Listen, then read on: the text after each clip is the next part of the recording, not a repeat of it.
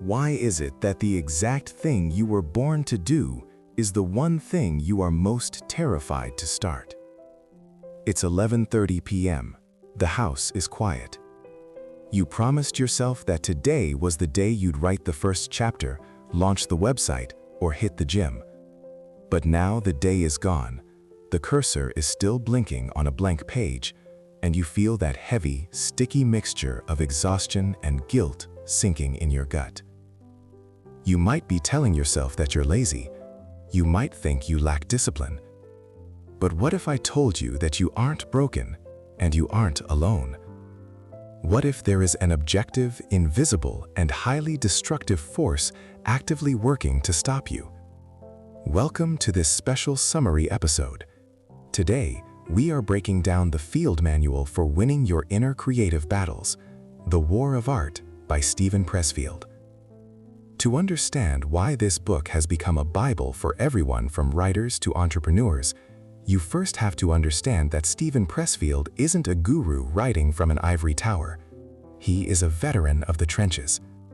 Before he published his first novel, he spent 17 years failing.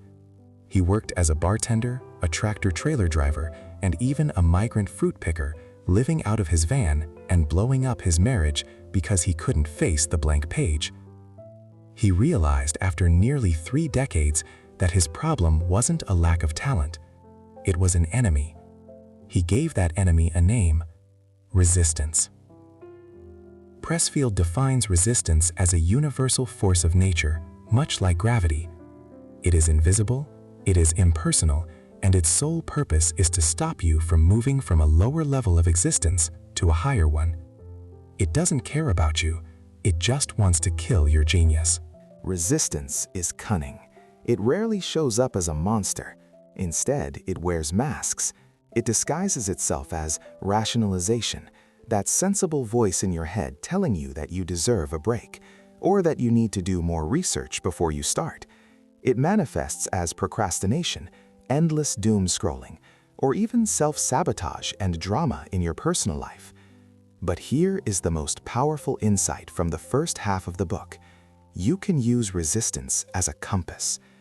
Pressfield argues that the more fear you feel about a specific project, the more certain you can be that that project is important to your soul's evolution. You don't feel resistance to taking a nap or watching reality TV. You only feel it when you are about to do something that matters. That fear, it's actually your true north. So, how do you defeat an enemy that feeds on your own fear? You don't wait for it to go away. You change your identity. You stop being an amateur and you decide to turn pro. This is the core strategy of the War of Art. The amateur waits for inspiration. The amateur identifies their self-worth with the outcome of the work, terrified of rejection. The amateur treats their art or business as a hobby that they do when they feel like it.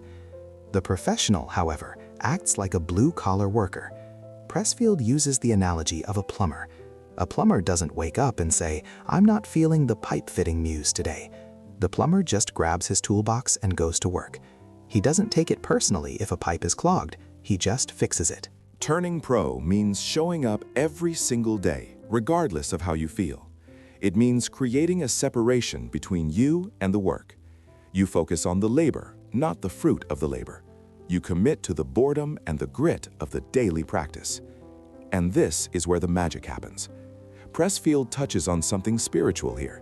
He suggests that when we sit down and do the mundane, gritty work of the professional, we start to build a lightning rod.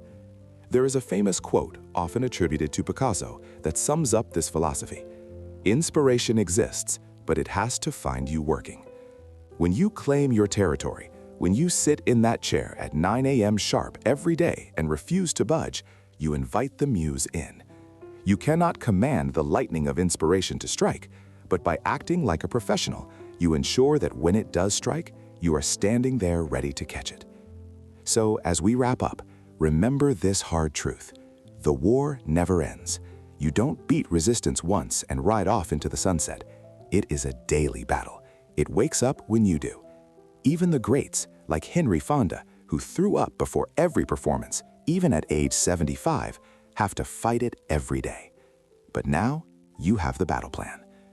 Tomorrow morning, when that alarm goes off, don't wait for the fear to vanish. Don't wait to feel inspired. Treat your dream with the respect of a day job. Sit down. Do the work. Because if you were meant to give a gift to the world and you let resistance stop you, you aren't just hurting yourself. You are cheating the rest of us of your contribution. Go build your lightning rod.